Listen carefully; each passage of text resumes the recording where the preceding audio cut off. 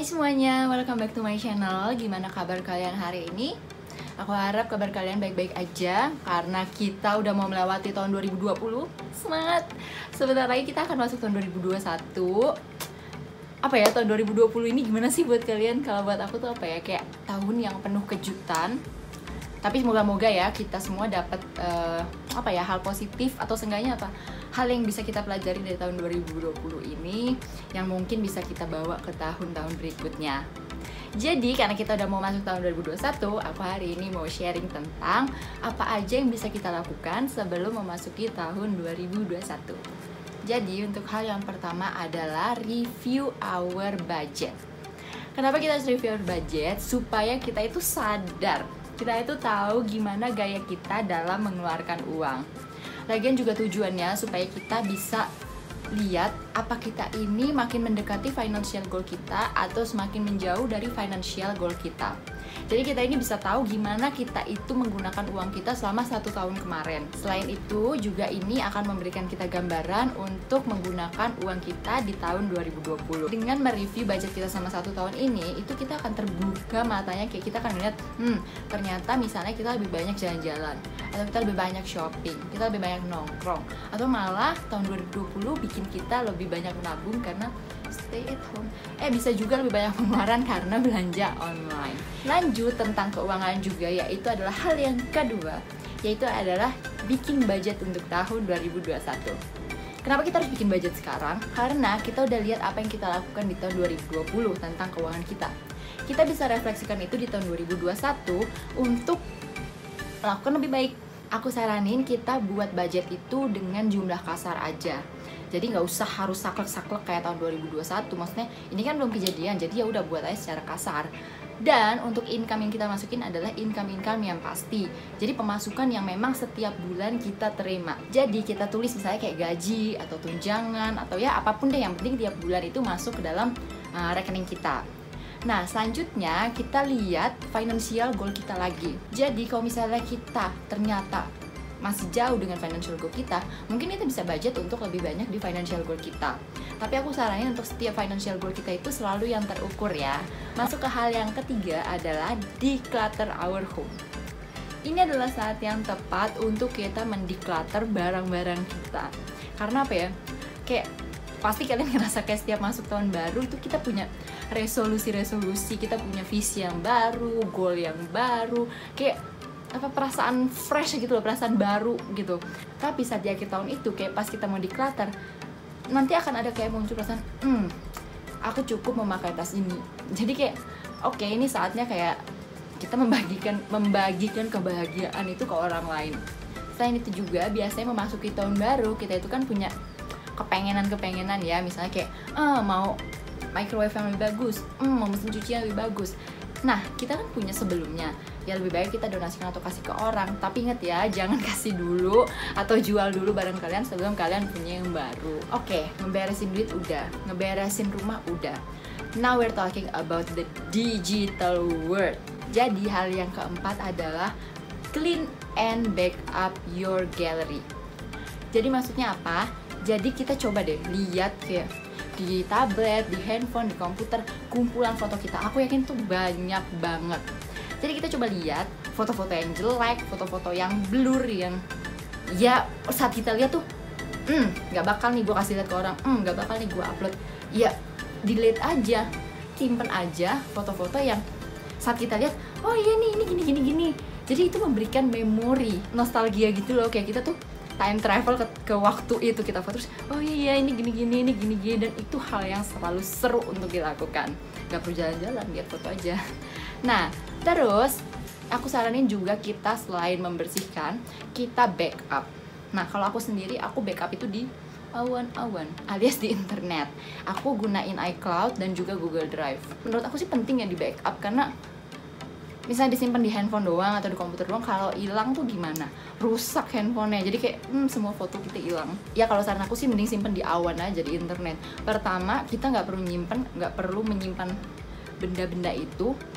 Yang kedua, kita bisa akses kapan aja dan di mana aja. Karena maksudnya kalau pakai flash disk atau hard disk kan, ya kita harus bawa hard disk atau flash disknya kan. Tapi kan kalau di internet, cukup ada internet, dan aku rasa di mana-mana sekarang udah ada internet, kita tinggal akses. Hal yang kelima adalah apps atau application. Jadi coba kita lihat HP atau tablet atau komputer kita. Aku yakin kayak ada terbagi 3 jenis gitu aplikasi kita. Yang setiap hari kita pakai, yang kadang kita pakai tapi masih sering kita pakai tapi nggak setiap hari, dan yang terakhir adalah kita download karena kita butuh, kita pakai, dan sampai hari ini belum pernah kita pakai lagi. Nah, saran aku adalah ini saatnya untuk kita mendeclutter hal-hal itu. Saran aku gini, buat kita yang baru pertama kali kayak mau declutter, jadi kita buat satu folder di handphone kita. Isinya itu adalah yaitu aplikasi yang baru sekali dipakai setelah di-download. Kita masukin semua aplikasi ke folder itu, dan kita lihat waktunya terserah kalian, 3 bulan atau 6 bulan atau 1 tahun, ada nggak kita sempat pakai atau buka folder itu lagi untuk pakai aplikasi yang ada di sana.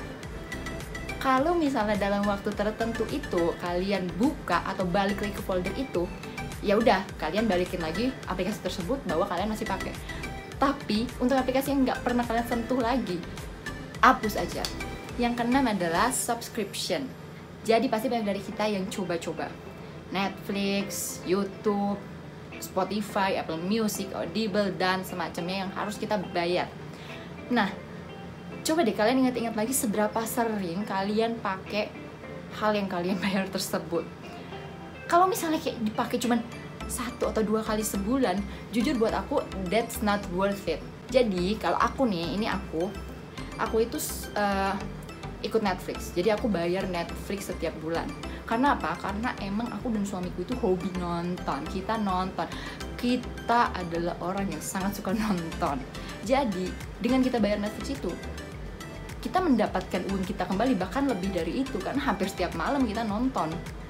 Nah, tapi contoh yang kedua ini adalah Audible.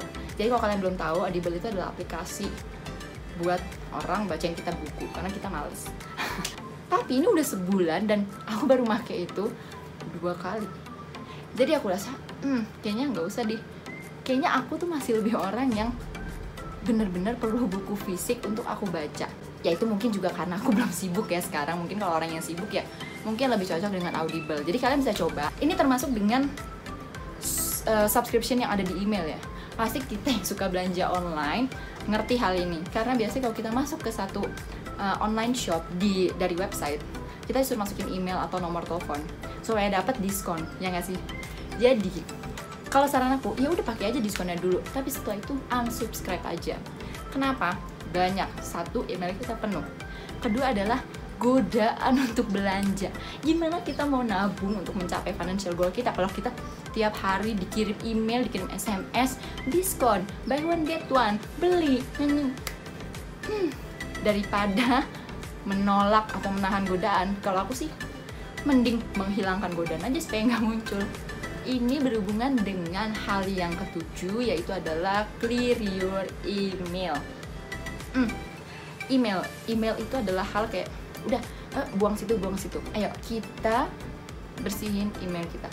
Bukan dalam arti aku suruh hapus semua email ya, tapi yang aku lakuin itu adalah aku bikin folder, terus abis itu aku baca emailku. Nggak baca sih, maksudnya judulnya doang, kayak ini kesini, ini kesini, ini kesini. Jadi kayak kita bisa tetap melihat email kita satu-satu supaya kita nggak sengaja ngebuang email yang penting. Untuk email yang kayak pas aku baca, ini kemana? Kayak muncul pertanyaan itu adalah tanda-tanda email yang perlu dihapus. Dan ini adalah hal yang terakhir dari video aku kali ini, yaitu plans and goals. Jadi ini bukan tips ya, sebenarnya kita semua udah ngelakuin ini dari lama, resolusi. Tapi aku mau sharing tentang gimana supaya kita benar-benar mencapai resolusi tersebut. Karena kita nggak usah ngomong siapa-siapa. Aku misalnya 10 resolusi, ya mungkin 2 atau bahkan nggak ada yang tercapai. Aku baca buku ya, judulnya itu Atomic Habit. Kalian, please baca buku itu. Kalau kalian punya resolusi baca buku, please masukin buku Atomic Habit itu di list kalian. Itu buku yang sangat bagus untuk mengembangkan diri kita. Bahwa kebiasaan kecil itu kalau kita lakuin lama-lama memberikan dampak. Jadi di situ aku dapat bahwa kenapa kita biasanya gagal dengan apa yang kita goals kita. Biasanya kita itu cuma nulis gini kan, resolusi olahraga, makan sehat, baca buku, cuman gitu kan. Nah, di buku itu aku dikasih tahu bahwa yang bikin berhasil itu adalah karena kita tulis dengan detail. Jadi sama kayak financial goal kita tadi, kita bukan cuma tulis mau beli mobil, tapi kita hitung. Nah, ini contoh ya, contoh misalnya aku mau olahraga. Jadi aku akan tulis, aku akan olahraga setiap Selasa dan Kamis di ruang tamu selama at least 30 minutes. What I mean is, tulis itu dengan detail. Jadi kita benar-benar menggunakan waktu kita secara efisien. Contoh selanjutnya, traveling. Who doesn't love traveling? Everybody wants to go traveling. Jadi gimana kita cara mencapai untuk bisa traveling? Ya kita tulis Jepang. I want to go to Japan. Aku mau ke Jepang. Kapan? Bulan Agustus. Berapa lama di sana? Selama 2 minggu. Berapa duitnya? Dengan biaya nggak tahu sih berapa, 20 juta. Aku nggak tahu berapa ya, 20 juta. Tapi dengan kayak gitu adalah itu melatih otak kita supaya otak kita tuh tahu bahwa oh ini gini. Kita bukan cuma sekedar tulis resolusi, tapi kita tulis resolusi yang bisa kita capai. Artinya kita tahu gimana cara kita mencapainya dan berapa lama kita akan mencapai goal tersebut. Kalian bisa coba di tahun 2021 ini, coba dengan cara kayak gitu. Di aku pribadi, it really work. Jadi aku harap kalian juga berhasil. Tapi sekali lagi, ini bukan hal yang saklek ya, pasti berhasil, enggak. Tapi ini cuma saran. At least di aku berhasil. Ya mungkin di kalian ada yang belum bisa mencapai resolusi atau goal kalian.